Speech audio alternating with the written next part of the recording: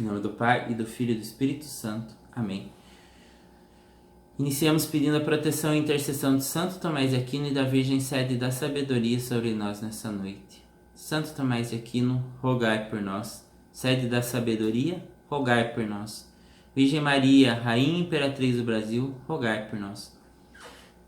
Então, boa noite a todos. Hoje a gente está aqui para falar sobre um assunto que entrou em pauta no dia de ontem, né, que foi uma declaração de um cantor protestante chamado Fernandinho.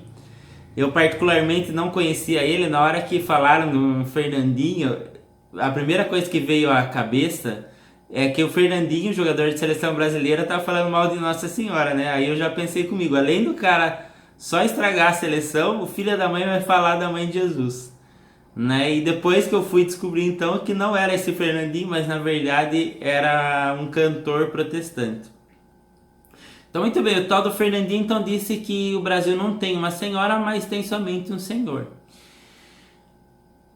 Na Marcha para Jesus, que foi também no dia de Corpus Christi, né? É interessante também a gente notar isso. Enquanto eles estão marchando para Jesus, a gente, com as milhares, milhões de procissões de Corpus Christi no Brasil, a gente marcha com Jesus, né? Eles ainda estão marchando para Jesus e a gente já tem o Jesus vivo e ressuscitado no nosso meio, né? A gente marcha com Cristo.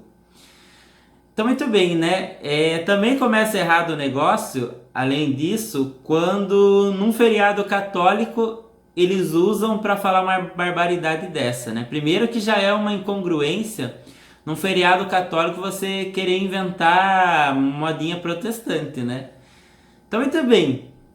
Dito isso, então a gente vai ver o contexto histórico do Brasil, se essa frase dele procede, e também falar um pouco sobre a Sagrada Escritura, rapidamente na Sagrada Escritura, se tem alguma base isso que esse cantor falou.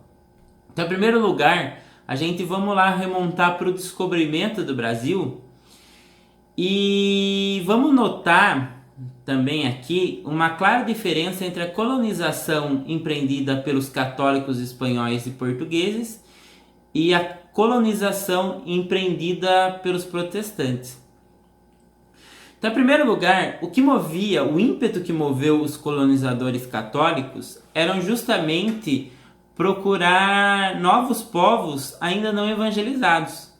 Então, aquém daquele discurso, né, que a gente aprende no livro do Mack, de que na verdade os colonizadores eles queriam encontrar uma nova rota para a Índia e queriam ficar ricos. Então, aquém desse discurso que não tem procedência alguma, visto que se a gente, por exemplo, pegar a época do descobrimento do Brasil, a gente vai ver que para empreender uma excursão desse tamanho, demandaria um grande valor financeiro e ainda uma grande carga de pessoas que fizessem parte da embarcação, né? Não somente o colonizador, mas também mais uma multidão de pessoas que estavam com ele. E muito bem, do ponto de vista financeiro, alguém acredita na história de que realmente esses homens eles queriam procurar uma nova rota para a Índia? E para fazer isso, eles iam empreender uma viagem que custaria milhões e poderia custar milhões de vidas. Também visto que naquela época, quando alguém empreendia uma viagem marítima, ele não sabia o que ele podia encontrar para frente. Poderia encontrar de repente, na mentalidade da época, o monstro do mar que afogaria toda a tribulação. Vocês acham que, tanto do ponto de vista financeiro, seria uma viagem que compensaria você poder perder milhares de homens e perder milhões, né, em ouro para empreender essa viagem que não se saberia se traria resultado? E também do ponto de vista daqueles homens que empreenderam essa viagem, você arriscaria sua vida numa viagem arriscadíssima que duraria dias e dias e que provavelmente teria grande chance de você não sair vivo de lá? Então me parece que esse discurso do Mack é bem pouco provável que seja verdade. E se você pega o contexto da época, também todo o contexto do dia em que Pedro Álvares Cabral empreendeu a viagem, você vai ver que Pedro Álvares Cabral, ele tinha na sua mente que ele ia empreender uma viagem de evangelização. Tanto é que um dos atos antes dele partir foi justamente consagrar essa expedição a Nossa Senhora da Esperança, né? Então, Pedro Álvares Cabral, diante do rei, ele faz uma consagração a Nossa Senhora da Esperança, também diante de uma imagem que ele tinha recebido do próprio rei. E essa imagem ela é colocada em um lugar de destaque no navio e acompanha os portugueses durante toda essa expedição. E chegando no Brasil, nas primeiras missas realizadas, ela também é colocada num lugar de destaque para mostrar o seguinte: o Brasil foi descoberto graças à proteção e intercessão de Maria, né? É claro que também um ímpeto de levar Jesus Cristo, né, o nosso Senhor, mas também sob a proteção de Nossa Senhora, né? Então Nossa Senhora esteve presente no antes, no durante e no depois da expedição dos desbravadores, né, de Pedro Álvares Cabral. Então, muito bem. Então, vamos pegar a Pedro Álvares Cabral e esses primeiros cristãos que surgiram, que seguiram, né, Pedro Álvares Cabral nessa expedição. Se alguém falasse que Nossa Senhora não era a senhora daquela expedição, certamente essa pessoa seria lançada do mar, né? Seria lançada no mar. Seria fuzilada na hora. Porque eles tinham a consciência de que aquela expedição era movida pela Senhora, né? Era movida pela Senhora da Esperança.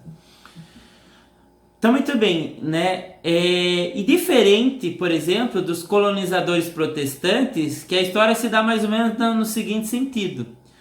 Tinha lá um povo na Inglaterra que só estava enchendo o saco lá do rei. O que o rei fez? Né? Ficou com inveja dos colonizadores espanhóis e portugueses e mandou eles colonizarem lá o norte das Américas. E aí nessas expedições foram várias famílias, né, norte-americanas que poderiam construir a sua vida nesse novo mundo, né? E aí foram oferecidas ali várias promessas que nunca se cumpriram, né? Era só mesmo para se livrar deles. E para os colonizadores portugueses e espanhóis, o índio e os povos que eles encontravam no caminho eram para eles muito caros, né? Tanto é que desde o começo a igreja sempre reconheceu que o índio era um sujeito como qualquer ser humano de direitos e deveres, né? Que tinha uma alma imortal e que deveriam ser respeitados como tais.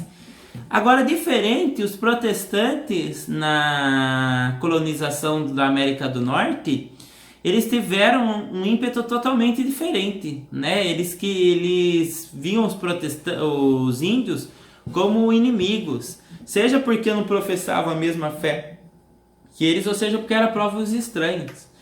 Então, ao passo que os cristãos católicos de Portugal e da Espanha procuravam evangelizar esses índios, a gente vai ver na história dos Estados Unidos que eles eram extremamente hostis contra esses índios. Raramente um índio era tratado com benevolência por eles.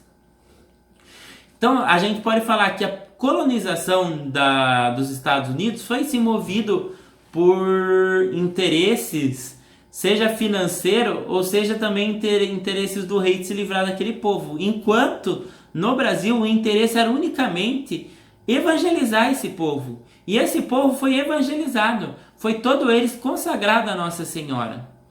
Depois a gente tem na história do Brasil, que é uma história toda relacionada com a Virgem Maria, Mãe de Deus, a história de Santa Isabel, que tentava ficar grávida, ela tentava dar à luz a um descendente e ela viveu grandes dificuldades para isso. Ela perdeu vários filhos e antes dela dar à luz ao primeiro herdeiro que realmente vingou, ela teve um parto extremamente traumático, né? Ou seja, ela teve uma menina, ela então tinha gerado uma menina. E no dia do parto, com 9 meses de idade, o parto dessa menina durou 50 horas, a tal ponto que a menina não sobreviveu. Então veja, uma mulher com 50 horas num trabalho de parto. E a menina então, como ela morreu dentro do ventre da mãe, para eles tirarem a criança de uma maneira mais fácil, eles faziam um procedimento que eles sugavam o cérebro da criança para ela passar mais facilmente pelo canal vaginal. Então, muito bem, então veja que foi uma experiência extremamente traumática para a princesa Isabel. Mas a princesa Isabel era uma mulher de fé. E ela sempre confiou a Nossa Senhora a esse desejo, a tal ponto que chegou o momento então que Nossa Senhora concedeu a ela esse presente. Não somente concedeu um herdeiro, como concedeu mais 2 herdeiros, né? Então foram 3 herdeiros ao todo. Então, muito bem, se alguém fala para Nossa Senhora, para a princesa Isabel, que Nossa Senhora não era a Senhora do Brasil, a princesa Isabel ia ter um surto psicótico, né? Foi ela que coroou Nossa Senhora em 1868 e como um último ato de louvor, né, dessa mulher mariana, ela fez a abolição da escravatura. Fato que custou a sua coroa, né? E uma vez questionada sobre essa atitude dela, ela disse o seguinte: se eu tivesse 1000 coroas, as 1000 coroas eu daria para libertar os escravos. Então, uma mulher católica, uma mulher profundamente mariana, que movida pela docilidade de tão boa mãe e senhora, ela soube ser paciente e ser caridosa com os escravos. Então, muito bem, então toda a família imperial, elas tinham consciência de que eles tinham uma senhora. Toda a família imperial portuguesa, que foram os primeiros a habitar o Brasil, tinham consciência de que eles tinham uma senhora. Se você pegar toda a história do Brasil, vocês vão ver uma história de homens que sabiam que eram cuidados por uma senhora, por uma mãe. Então, quando chega um protestante agora, né, com uma ideia liberal norte-americana e aparece para dizer que a gente não tem uma senhora, ele só pode estar maluco da cabeça dele, né? Ou seja, ele que vai falar isso nos Estados Unidos, lá que é um povo protestante, né, que vive todo tipo de confusão e deixa a gente em paz, né? Nós temos uma senhora. Um outro dado interessante também histórico é que nessa ideia dos protestantes de tirarem a senhora, seja, né, a Senhora da Aparecida, Senhora de Fátima, né, ou o nome que Nossa Senhora recebia de acordo com cada local, é interessante que nesse ímpeto dos protestantes, eles acabaram não somente com a devoção à Nossa Senhora, mas acabaram com a fé desses países. Então, o cardeal Newman, Beato Cardeal Newman, ele fazia notar que nos povos onde se tinha mantido a devoção à Nossa Senhora, eram povos onde a fé cristã ainda estava firme. Apesar das tribulações, a fé cristã se mantivera intacta.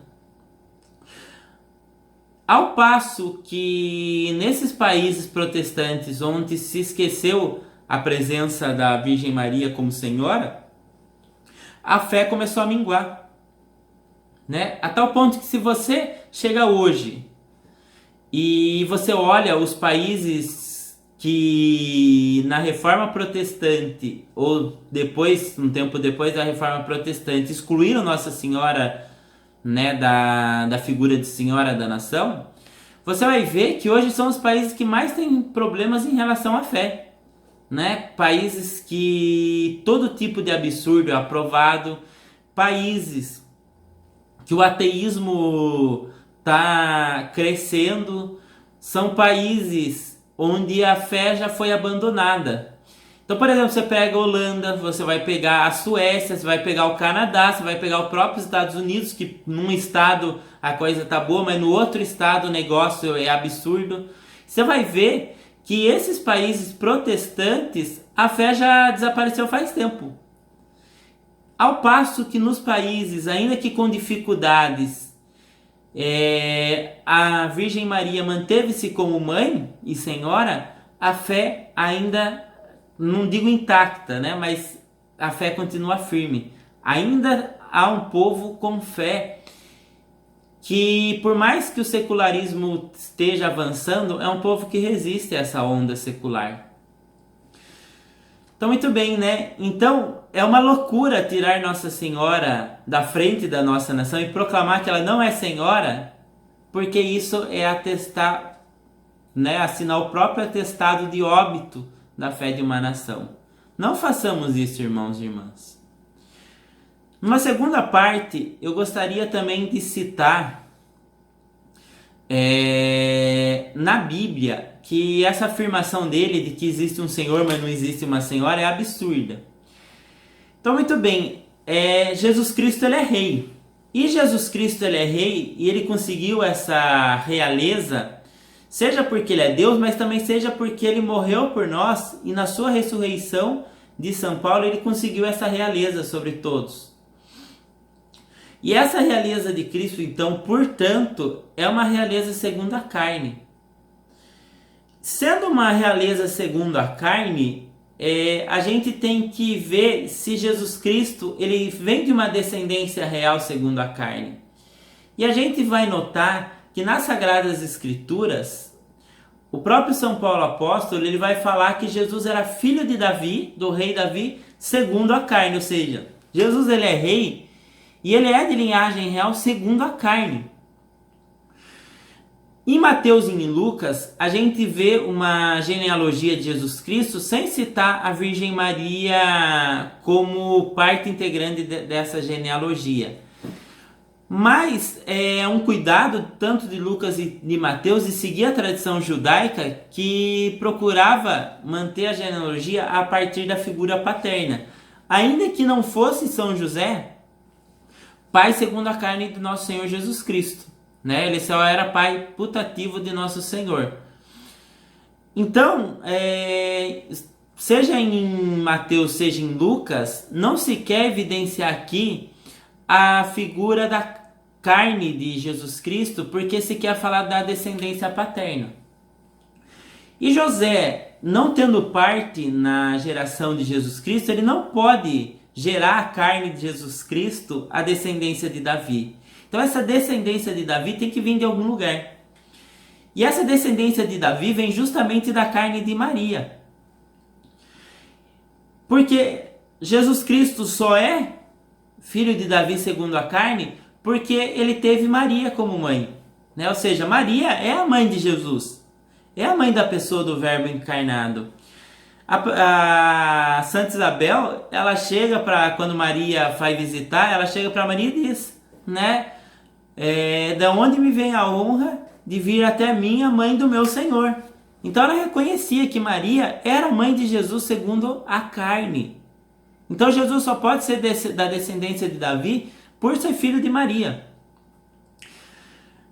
Por exemplo, se a gente pega em São Mateus, ele vai dizer que quando é feita o recenseamento e São José sobe para fazer o recenseamento, ele leva consigo Maria e Maria faz o recenseamento com José. Veja que interessante, esse recenseamento só poderia ser feito no mesmo lugar se ambas as pessoas elas possuíssem a mesma ascendência, a mesma genealogia. Então, que prova que entre Nossa Senhora e José havia uma mesma genealogia. Também é interessante a gente notar que Isabel ela é descendente de Davi da família sacerdotal, né? Ou seja, ela é descendente de Arão. E também Nossa Senhora é prima de Isabel, então justifica que Nossa Senhora ela é prima de Isabel porque ambas são da descendência de Arão. São da descendência de Davi, ou seja, Nossa Senhora ela é da descendência de Davi porque tanto ela quanto Isabel são da descendência de Arão. Então, muito bem. Então, Jesus, ele recebeu essa carne real, essa realeza, porque ele é filho de uma rainha, ele é filho de uma senhora. Então não sejamos aqui tolos em achar que a gente pode cultuar um rei se a gente não cultua a rainha. Né? Ou seja, Jesus ele quis vir ao mundo por meio de Maria. Se não fosse o sim da Senhora, os protestantes não teriam um Senhor. Né? Então rezemos para a Virgem Maria, que é Senhora e Mãe do Brasil, que o seu reinado e o seu senhorio esteja cada vez mais presente na nossa nação, a tal ponto que seja o Brasil o estandarte da fé no mundo, seja o Brasil um testemunho de fé para o mundo, e assim o mundo possa se converter e finalmente a gente ter o reinado universal de nosso Senhor Jesus Cristo, pelo reinado universal da sua mãe, a toda sempre Virgem e Rainha Maria Santíssima. Em nome do Pai, e do Filho, e do Espírito Santo. Amém.